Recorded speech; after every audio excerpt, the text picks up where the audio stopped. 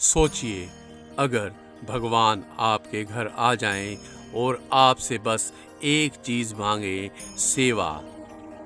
अब सोचिए, अगर उस सेवा को करने के लिए कोई और इतना आतुर हो जाए कि वो पूरी रात जाग जाए, क्या आप उसे रोकेंगे? आज की कहानी उस सेवक की है जिसके जीवन का एक उद्देश्य था, राम काज करिबे को आतुर। नाम है हनुमान और भक्ति है बेमिसाल। एक बार भरत, लक्ष्मण और शत्रुघ्न तीनों भाइयों ने माता सीता से कहा, माँ, हनुमान जी हमें प्रभु की सेवा करने का मौका ही नहीं देते, हर काम वही कर लेते हैं। अब हम भी राम जी के भक्त हैं, कुछ तो करने दीजिए हमें भी। माँ सीता मुस्कुराई और भाइयों ने सेवा बांट ली। कोई चरण दबाएगा, कोई जल देगा, कोई भोजन लाएगा।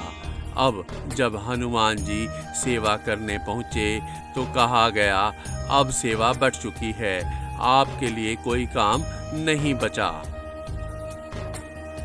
हनुमान जी मुस्कुराए, पीछे हट गए, लेकिन नजरें प्रभु राम के मुख पर थी, क्योंकि जैसे ही प्रभु को उबासी आई, हनुमान जी ने तुरंत चुटकी बजाई। क्यों? क्योंकि यह सेवा भी किसी ने ली नहीं थी। अब वो पूरी रात राम जी के सामने बैठे रहे, नजरें बस उनके चेहरे पर। भाइयों ने कहा, हनुमान जी रात को विश्राम करिए, अब सेवा आपकी नहीं। हनुमान बोले, अगर राम जी को उबासी आई तो मैं ना रहूं तो? आखिरकार वो छत पर चले गए, लेकिन चुटकी बजाना नहीं छोड़ा। अचानक प्रभु राम को उबासी आई। इस बार उनका मुख खुला ही रह गया। माता सीता घबरा गई। भरत, लक्ष्मण, शत्रुघ्न दौड़ पड़े, वैद्य बुलाए, लेकिन कोई असर नहीं। तभी किसी ने पूछा, हनुमान जी कहाँ हैं? ढूंढने पर देखा, छत पर बैठे चुपचाप चुटकी बजा रहे हैं।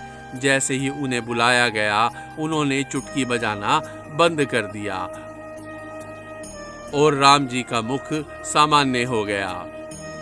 सब समझ गए, ये कोई सामान्य उबासी नहीं थी, ये तो भगवान की पुकार थी अपने सबसे बड़े सेवक को। हनुमान जी की चुटकी प्रभु राम जी की उबासी का समाधान बन चुकी थी, क्योंकि जो सच्चा सेवक होता है उसे सेवा से दूर नहीं किया जा सकता।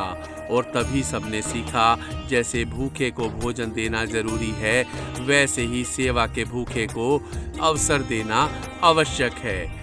इस कहानी का सार ये है कि कभी किसी को उसकी भक्ति से मत रोको, क्योंकि हो सकता है वो चुपचाप भगवान के साथ कोई गहरा रिश्ता निभा रहा हो। तो दोस्तों, अगर आप भी किसी काम को दिल से करना चाहते हैं तो रुकिए मत, क्योंकि सच्चा समर्पण हमेशा मंजिल तक पहुंचाता है। तो बोलिए जय श्री राम और चैनल को अधिक से अधिक सब्सक्राइब कीजिए।